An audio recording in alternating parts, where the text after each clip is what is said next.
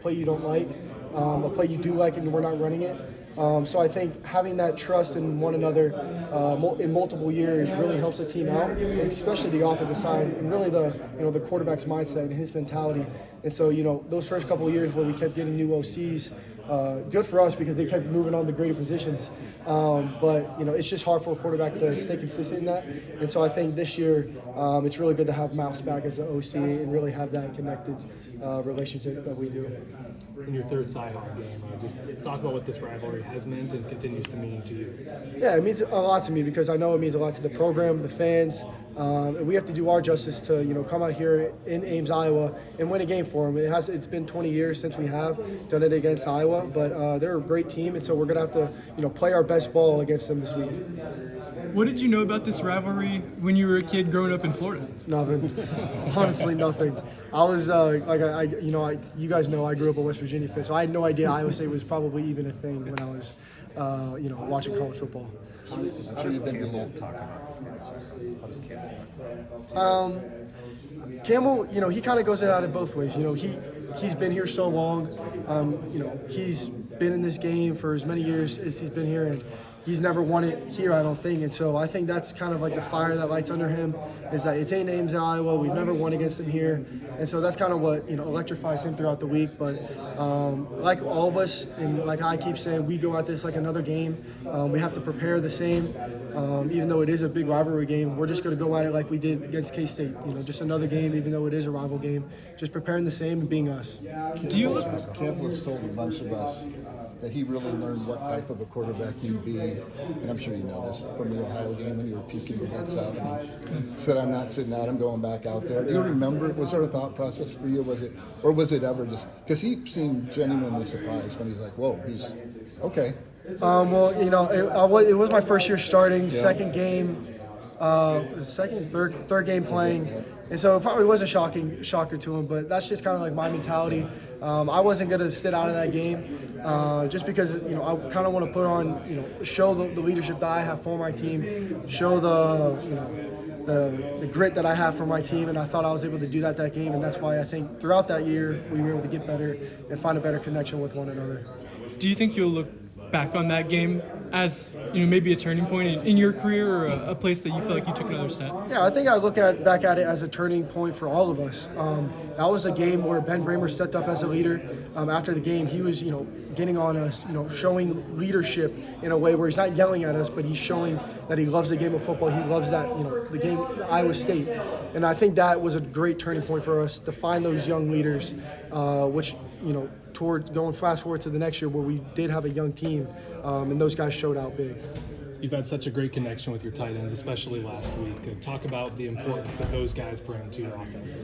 Yeah, they show, they bring a lot of importance. Like I talked about on Saturday, there's a lot of formations, personnels that we can get into with our tight ends, whether that's heavy or we spread them out. So I think it's really hard for a defense to prepare for that. And we have great guys. Every guy in that tight end room right now, there's about 6 of them that are really good and can play football. And so I think that's what they can bring to this offense and what they're going to continue to bring throughout the rest of the year. How do the tight ends help the offense continue to be successful in the passing game despite losing Jaden and Jalen entering this year? They show, experience. They're 2 vets, Gabe and Ben, so they should be able to go out there and make the plays that they did. And I think that just puts confidence into the receivers that haven't been here or haven't made the plays yet to show them that, hey, that's what we need to be doing now. And so I think that's kind of what's going to build on throughout the rest of the year. How do you feel like you're using your tight ends differently? I'd say, more variability.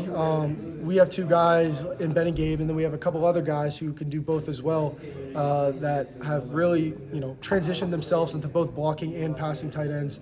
And so I think that's how we use them now, is just the variability that we can use throughout the offense, the different personnels, the different plays that we have, concepts. It's really cool to have that option in the offense. How do you feel like, this start might be different than the other 2 previous Cy-Hawks? Hopefully it's a little bit different. We haven't been able to come out fast, but that's kind of our motto every single week, is have urgency, start fast against the team that we're going up against, no matter if it is Iowa or if it was South Dakota. So it's just starting fast, having urgency. Having a connection with tight ends, is it easier when you have a dad who played several seasons in the NFL, probably being like, hey, Good you throw to these guys. Well, I know he does love it when I throw it to the tight end, so it's pretty cool to get those guys involved, especially when my dad had played it, for him to see that kind of stuff.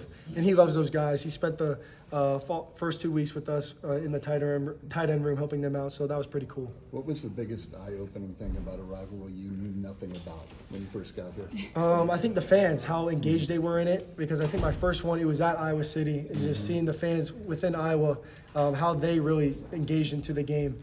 And then we coming back here my first year starting, just the environment, the electricity around the game, not even just before, but a couple of days before, is pretty electric. And so I'm happy to be a part of this game. Rocco, you didn't have to lead a game-winning drive against K-State, but you obviously helped close the door in that game with the 4 game-winning drives last year. Where does your clutchness, I guess, come from in the fourth quarter? I think it's just confidence and trust in myself that I can go out there and make the play. And I think I remember saying this last year against UCF. There's never a doubt where we go out there, and I don't think the offense can go down there and score. So that's kind of the mindset that I have, and hopefully the rest of our offense has. Gabe said that you kind of speak to the team or speak to the offense on the sideline before you guys go out in those moments. What is your message? What do you say in those moments for you guys to get a clutch score? Yeah, keep going, stay in it. You know, it's just another drive. We've been here before. We handle adversity really well. And I think those guys understand that now, that last year it kind of showed that those 4 games that we were able to have a game-winning drive, that we can instill this confidence into this offense, into this team, where we can go out there and execute in adversity moments. Does your heart rate stay the same in those moments? It tries to. I try to make it stay the same. You know, I've got breathing tactics and stuff like that. But here and there, I try to stay, poised, calm in those moments. What's your favorite part about Sci-Hub? The environment. And honestly, the fans that come out and just show their support.